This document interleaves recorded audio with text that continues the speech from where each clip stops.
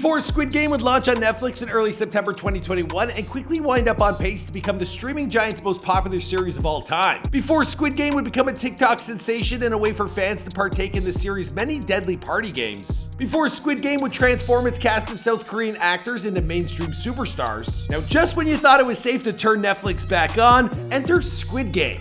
Now, walking the thin line between fascinating and twisted as hell, well, this brand new South Korean drama has taken the entire world by storm. It's a gripping story of 456 debt-ridden contestants competing against one another in a battle to the death for the equivalent of around $38 million grand prize. To be honest with you, I'd probably compete myself.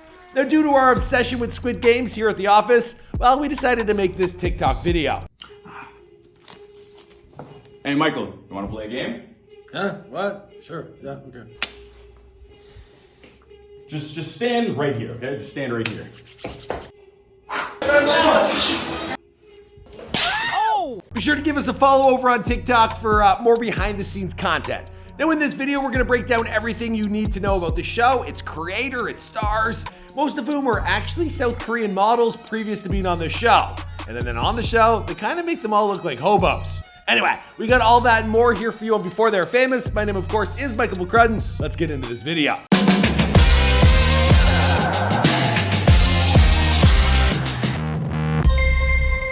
Alright, first we're going to break down what exactly Squid Game is and how massive it's truly become. Now, the show's popularity was so gigantic and far-reaching that this one series, all by its lonesome, well, it boosted the entire South Korean film industry stock. How is that possible? Well, according to viewership numbers, 95% of Squid Game audience, well, it comes from outside of Korea, which probably goes a long way to explaining all those red light, green light clips that you've been seeing on TikTok. I saw one with King Batch, it was great. Although he gets like a lot of people saying this stuff ain't great, I think he's great. You will be playing red light, green light. Red light, green light. Man, we ain't Green finna. light. Red light. Oh, Now, all in all, the series it's racked up over 11 billion views and counting on TikTok. And well, that makes it crystal clear that Squid Game and the entire deadly game genre of storytelling, it ain't going anywhere anytime soon. Thankfully, filmmaker Hwang Dong-hyuk, well, he's managed to find a new twist on an old trope. Now, for those of you not totally familiar with the premise of the series, well, I'm going to sum this up as succinctly as possible, real quick. Squid Game follows a story of gambling addicts or those who owe money to debt collectors that they could never possibly pay off.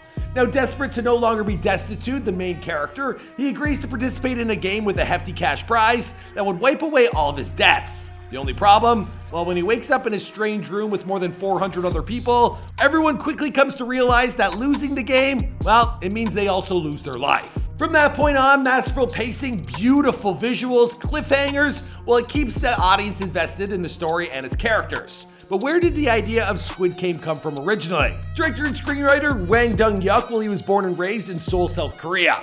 I know Clyde the other day, he said Seoul, and you guys really laid into him. Seoul. He actually knew that. The cameraman told him it was Seoul. Anyway, as a young man, he graduated from Seoul National University with a Bachelor of Arts in Communication. Now, after stretching his wings and directing a series of short films, well, he traveled to Los Angeles to earn his master's in film production at the University of Southern California. By the 2010s, he was back in South Korea where he would write and direct a film titled Silence, as well as the historical action film The Fortress. Now, both of these films, they turned into gigantic hits, but it was Squid Game that would suddenly turn him into one of the most buzzworthy filmmakers in his native land. I mean, the guy might even get an Emmy. And then he might move back to Los Angeles and take over Tinseltown. It could happen. When Hwang Dong-hyuk first came up with the idea that would become Squid Game, well, he had been wanting to tell a story that would work as a modern allegory about our modern capitalist society and its tendency to make an extreme competition out of life. Now, this was way back in 2008, and that's how he stumbled upon his central idea of people who are financially dire and competing with the chance to win millions. He told Variety, "When I started, I was in financial straits myself and spent too much time in cafes reading comics, including Battle Royale and Liar Game. I came to wonder how I'd feel if I took part in the game myself. But I found the games too complex, and for my own work, focused instead on using kids' games." Now, apparently this Battle Royale was like a cult classic, very gruesome, some shocking behind the scenes stuff, like some of these kids actually got hurt filming the video, the movie, the whatever. Anyway, let's roll a clip. 어디야지? 이거 진짜해. 했나? 우리가 그러시야 한속다 나. Now apparently this battle royale, it is a cult classic, super gruesome, and I actually heard some of the actors on this actually got wounded, like it's real blood. Pulling from his own childhood, well, the director spent 6 months writing the first 2 episodes of the series, adapting games he himself used to play. Now, reflecting on his own experience back then, he continued telling Variety, "Squid Game was one of the most physical, and it was also one of my favorite games. I felt that this game could be the most symbolic children's game that could represent the kind of society we live in today. But back in 2008, the world simply wasn't ready for the idea. Now, whenever he'd pitch it to potential producers, they all seemed lukewarm. Now, people, they either thought it was too complex, not commercial, or too violent. Now, sometimes they even thought all 3 and just told him, get the hell out of here." After about a year of playing around with the idea, well, the story, it was put in a drawer and forgotten about for over a decade. But then 2 years later, well, the world, well, it sadly caught up to the premise of this series, and now producers, well, they can see the heaps of potential implicit in the idea. And that's when Netflix, well, they found out about it and greenlit the project. All right, so now we're gonna talk about the actors of the show. Now, Squid Game, it's anchored by the normally incredibly handsome film star Jung-jae, who is, of course, well, made to look as trashy as possible for the length of the series. He plays a gambling addict and the generally unscrupulous contestant Sung-ji-hun.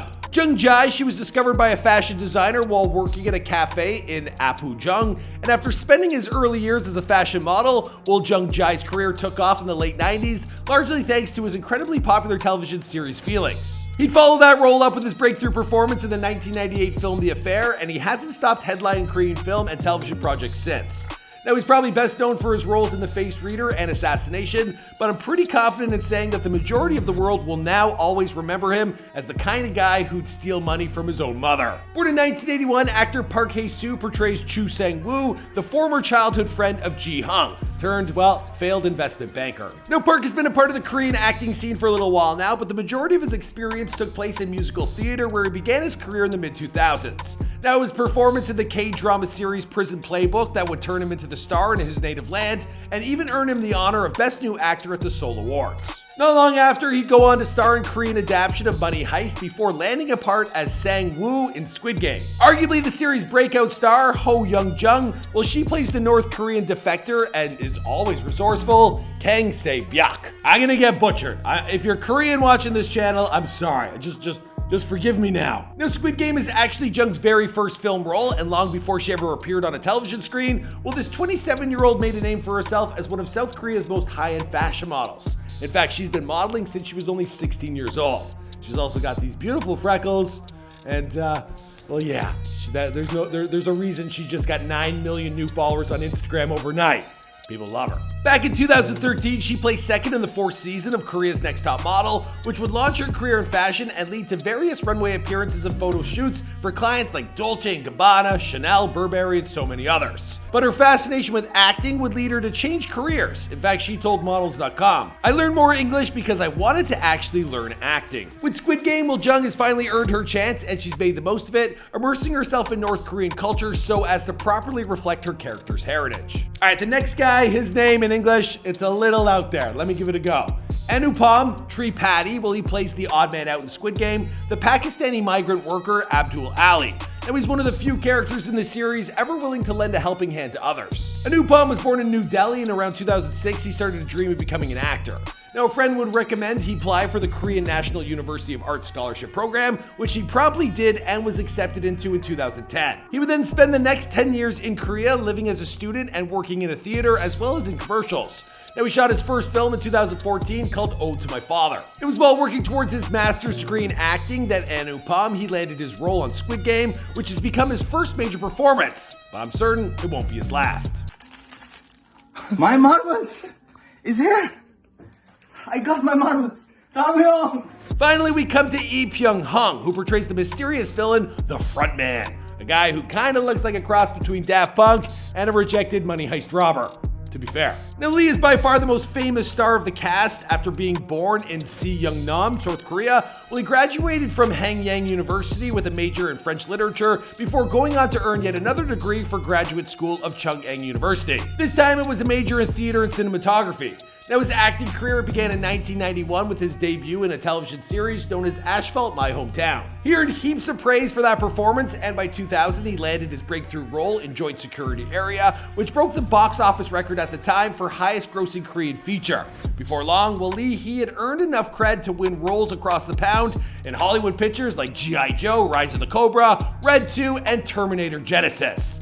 But for my money, well, he's never topped his 2010 masterpiece, I Saw the Devil. Trust me, if you thought Squid Game was effed up, well, you haven't seen this. For real. 손, 발, 머리 순서 맞지?